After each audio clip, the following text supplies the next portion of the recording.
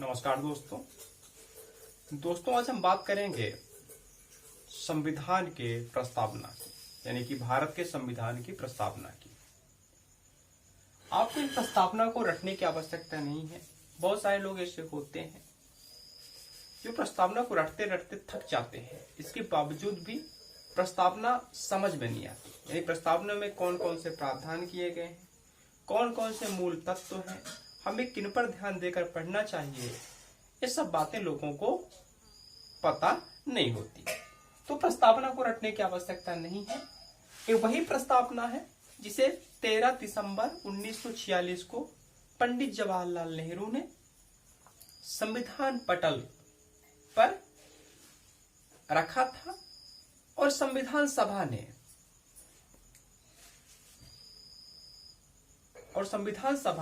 22 जनवरी 1947 को उसे विधिवत रूप से पारित कर दिया और वह भारत के संविधान का प्रस्तावना बना। उद्देशिका की हम बात कर रहे हैं, वही प्रस्तावना है। तो प्रस्तावना की शुरुआत होती है किससे? हम भारत के लोग से। किससे होती है प्रस्तावना की शुरुआत? प्रारंभ कहां से होती है? हम भारत के लोग से। भारतीय संविधान के प्रस्तावना में स्पष्ट किया गया है कि हम भारत के लोग भारत को संपूर्ण प्रभुत्व संपन्न, समाजवादी, पंथ निरपेक्ष, लोकतंत्रात्मक गणराज्य बनाने के लिए तथा उसके समस्त नागरिकों को सामाजिक, आर्थिक, राजनैतिक, न्याय, विचार, अभिव्यक्ति, विश्वास, धर्म, उपासना, प्रतिष्ठा और अवसर की समता प्राप्त करने के लिए तथा उन सब में व्यक्ति की गरिमा, राष्ट्र की एकता और अखंडता सुनिश्चित करने वाली बंधुता को बढ़ाने के लिए दृढ़ संकल्प होकर अपने इस संविधान सभा में आज तारीख 26 नवंबर मिति मार्गशीर्ष शुक्ल सप्तमी संवत 2006 विक्रमी को इस संविधान को एतद द्वारा अंगीकृत, अधिनियमित और आत्मार्पित करते हैं और इस प्रकार हमारे संविधान का प्रस्तावना पूरा होता है। तो ध्यान रखने योग्य बातें हैं कि प्रस्तावना की शुरुआत कहां से होती है। तो प्रस्तावना की शुरुआत होती है हम भारत के लोग से। दोस्तों, प्रस्तावना की शुरुआत हम भारत के लोग से होती है, मतलब स्पष्ट है कि भारत के संविधान की शक्ति का स्रोत कौन है? भारत के लोग। यानी कि हम भारत के लोग ही भारतीय संविधान की शक्ति के स्रोत हैं, आधार हैं। इसके बाद आता है भारत का स्वरूप, यानी कि देश का स्वरूप। हम आपको बता दें कि हमारे देश के स्वरूप का निर्धारण प्रस्तावना में ही कर दिया गया है। स्पष्ट किया गया है कि हम भारत के लोग भारत को, अब भारत का हम स्वरूप पढ़ रहे हैं ना, भारत को संपूर्ण प्रभुत्व संपन्न, समाजवादी, पंथ निरपेक्ष, लोकतंत्रात्मक गणराज्य बनाने के लिए। अब भारत का स्वरूप कैसा होगा? भारत कैसा बनेगा? तो बनेगा संपूर्ण प्रभुत्व संपन्न। संपूर्ण प्रभुत्व संपन्न का मतलब भारत किसी विदेशी सत्ता के प्रभाव में आए बिना, किसी विदेशी शक्ति के प्रभाव में आए बिना स्वयं का निर्णय खुद से लेगा, स्वतंत्र रूप से लेगा। यही संपूर्ण प्रभुत्व संपन्न से आशय है। फिर आता है समाजवादी। समाजवादी का मतलब ये है कि देश के सभी तबकों के बीच समाज में सामाजिक, आर्थिक और राजनीतिक समानताएं स्थापित करना। फिर आता है पंथ निरपेक्ष। पंथ निरपेक्ष का मतलब होता है कि देश का अपना कोई धर्म नहीं होगा, वह देश में रहने वाले सभी लोगों के धर्मों का, मजहबों का सम्मान करेगा और उनके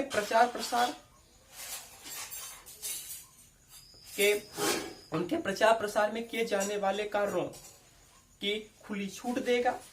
इसके बाद आते हैं लोकतंत्रात्मक। लोकतंत्रात्मक से तो सभी परिचित हैं। लोकतंत्रात्मक का मतलब होता है ऐसा राज्य जहां जनता का शासन हो। लोक मतलब होता है लोक, तंत्रात्मक मतलब शासनात्मक तरीके से, यानी कि जहां जनता का शासन हो उसे लोकतंत्र कहते हैं। इसके बाद बात किया गया है गणराज्य की। तो गणराज्य का मतलब ऐसे राज्य से है, ऐसे देश से है जहां का प्रमुख यानी कि राष्ट्र अध्यक्ष निर्वाचित होता है, न कि अनुवांशिक। तो ठीक है, ये हमने देख लिया भारत का स्वरूप, जो कि संविधान के प्रस्तावना में ही निहित है, उल्लेखित है। इसके बाद हम बात कर लेते हैं प्रस्तावना में जो न्याय दिए गए हैं। ध्यान रखना, पूछ लेता है कि प्रस्तावना में मूल रूप से कितने न्यायों का उल्लेख किया गया है। तो बताएंगे प्रस्तावना में 3 न्याय के उल्लेख किए गए हैं। कितने न्याय उल्लेख किए गए हैं? 3 न्याय उल्लेख किए गए हैं। सामाजिक, आर्थिक, राजनीतिक। पूछा जा सकता है कि भारत के संविधान के प्रस्तावना में कितने प्रकार के न्याय को उल्लेख किया गया है? तो 3 प्रकार के न्याय को उल्लेख किया गया है। सामाजिक, आर्थिक और राजनीतिक, यानी कि देश के सभी लोगों को सामाजिक और आर्थिक राजनीतिक न्याय दी जाएगी। इसके बाद हम बात कर लेते हैं कि प्रस्तावना में कौन कौन से स्वतंत्रता की बात की गई है।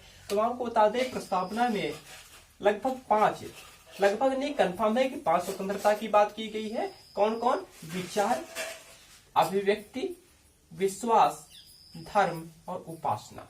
यानी कि देश के लोग अपने विचार को प्रकट करने में, अभिव्यक्ति को रखने में, विश्वास करने में, धर्म को लेकर और उपासना को लेकर पूर्ण रूप से स्वतंत्र होंगे।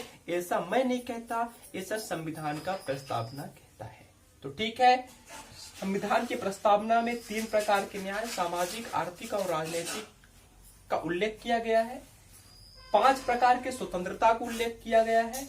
विचार, अभिव्यक्ति, विश्वास, धर्म और उपासना। इसके बाद लास्ट में आता है समता की भी बात की गई थी कि भाई देश के लोगों को कौन कौन सी समानताएं प्राप्त है, वो भी संविधान के प्रस्तावना में। तो बता दें, अवसर और प्रतिष्ठा। देश के लोगों को अवसर और प्रतिष्ठा की समानता प्राप्त है। इसके बाद हम बात करेंगे जो प्रस्तावना के अंतिम बिंदु है, वो कौन कौन से हैं? व्यक्ति की गरिमा, यानी कि देश के लोगों का, देश के व्यक्ति का किसी भी प्रकार का मान हानि नहीं की जा सकती। राष्ट्र की एकता और अखंडता, यानी कि देश के राज्यों को देश से अलग होने का अधिकार नहीं है, ये अखंड है, संघ से जुड़े हुए हैं। और बंधुता का मतलब विभिन्न प्रकार के धार्मिक और संप्रदाय से युक्त लोगों के बीच सर्वमान्य भाईचारे का होना। तो दोस्तों, ये हुआ हमारा प्रियम्बल ऑफ इंडियन कॉन्स्टिट्यूशन। अब हम उम्मीद करते हैं कि प्रस्तावना से जितनी भी बातें हैं आपको सब याद हो गई होंगी, समझ में आ गई होंगी। हमने जाना कि संविधान की शक्ति का स्रोत हम भारत के लोग हैं, यानी कि भारत की जनता है। भारत का स्वरूप कैसा है? तो प्रस्तावना के अनुसार भारत का स्वरूप संपूर्ण प्रभुत्व संपन्न, समाजवादी, पंथ निरपेक्ष, लोकतंत्रात्मक और गणराज्य। हमने जाना कि प्रस्तावना में कितने प्रकार के न्याय का उल्लेख किया गया है? 3 प्रकार, सामाजिक, आर्थिक और राजनीतिक। कितने प्रकार की स्वतंत्रता की बात की गई है संविधान के प्रस्तावना में? तो ध्यान रखना, विचार, अभिव्यक्ति, विश्वास, धर्म और उपासना, ये ऐसे 5 स्वतंत्रता हैं जिनकी बात संविधान की प्रस्तावना में की गई है। अब बात करेंगे कि संविधान की प्रस्तावना में कौन कौन सी समानताएं दी गई हैं। तो अवसर और प्रतिष्ठा की। इसके बाद अंतिम बिंदुओं पर बात कर लेंगे प्रस्तावना के। तो व्यक्ति की गरिमा अक्षुण्ण रहे, बनी रहे, राष्ट्र की एकता और अखंडता बनी रहे, लोगों में आपसी भाईचारा यानी बंधुत्व बना रहे का भी उल्लेख किया गया है। दोस्तों, इस प्रस्तावना को संविधान सभा ने संयुक्त रूप से, संविधान सभा के माध्यम से देश की जनता ने 26 नवंबर 1949 को स्वीकार किया। अब बातें हैं कि क्या प्रस्तावना, प्रश्न ये उठता है कि क्या जो भारतीय संविधान का प्रस्तावना है संविधान का अंग है? तो जी हाँ, संविधान का प्रस्तावना भारत के संविधान का अंग है। केशवानंद भारती बनाम केरल राज्य, केशवानंद केशवानंद भारती बनाम केरल राज्य 1973 के मामले में सर्वोच्च न्यायालय ने यानी उच्चतम न्यायालय ने स्पष्ट किया कि संविधान का प्रस्तावना संविधान का अभिन्न अंग है। सर्वोच्च न्यायालय ने इसका कारण देते हुए कहा, इसका कारण प्रमुख यही है कि जिस प्रकार संविधान निर्माताओं ने, संविधान सभा ने संविधान के अन्य भागों पर चर्चा किया था, वही चर्चा संविधान के प्रस्तावना यानी कि उद्देशिका में भी की गई थी। आपको पता हो, हमने पहले बता दिया है कि 13 दिसंबर 1946 को पंडित जवाहरलाल नेहरू ने संविधान सभा के समक्ष इसी प्रस्तावना या उद्देशिका के प्रारूप को रखा था। संविधान ने उस पर विचार विमर्श किया था और उसे 22 जनवरी 1947 को सर्वसम्मति से पारित कर दिया गया और वह हमारे संविधान का प्रस्तावना बना, उद्देशिका बना। तो पूछा जा सकता है कि प्रस्तावना को संविधान का अभिन्न अंग किस वाद में, किस मामले में स्वीकार किया सर्वोच्च न्यायालय ने, तो बताएंगे केशवानंद भारती बनाम केरल राज्य 1973 के मामले में। हम आपको बताते हैं कि केशवानंद भारती बनाम केरल राज्य 1973 के मामले में ही सर्वोच्च न्यायालय ने संविधान के आधारभूत ढांचे के सिद्धांत की बात की थी। पहली बार पूछा जा सकता है कि सर्वोच्च न्यायालय ने संविधान के आधारभूत ढांचे से संबंधित सिद्धांत का प्रतिपादन या स्पष्टीकरण सबसे पहले किस बात में, किस मामले में किया, तो बताएंगे कि केशवानंद भारती बनाम केरल राज्य मामले में। लिखा है, संशोधन आधारभूत ढांचे का सिद्धांत। केशवानंद भारती बनाम केरल राज्य में ही सर्वोच्च न्यायालय ने स्पष्ट किया कि संविधान के अन्य भागों की तरह अनुच्छेद 368 के तहत जिस प्रकार संशोधन किया जाता है उस प्रकार प्रस्तावना में भी संशोधन किया जा सकता है, बशर्ते कि संविधान के आधारभूत ढांचे का ध्यान रखा जाए। तो जब सर्वोच्च न्यायालय से पूछा गया कि मान्यवर आधारभूत ढांचे का मतलब, तो कहा कि जिस पर पूरा संविधान टिका हुआ है, जो मूलभूत संविधान के तत्व हैं, उनमें नकारात्मक संशोधन नहीं किया जा सकता है, जैसे पंथ निरपेक्ष, लोकतंत्रात्मक, गणराज्य, समाजवादी। ठीक है, ये सब क्या है? ये सब भारतीय संविधान के आधारभूत ढांचे हैं, इनमें संसद संशोधन नहीं कर सकती। इसके बाद आते हैं, और यही कारण है जब केशवानंद भारती बनाम केरल राज्य में सर्वोच्च न्यायालय ने ऐसा निर्णय दिया, तो यही कारण है कि 42वां संविधान संशोधन अधिनियम 1976 लाया गया और संविधान की प्रस्तावना में मूल रूप से 3 संशोधन किए गए। पहला संशोधन समाजवादी शब्द। हम आपको बता दें कि केशवानंद भारती बनाम केरल राज्य बाद 1973 के निर्णय आते ही 42वां संविधान संशोधन अधिनियम 1976 लाया गया।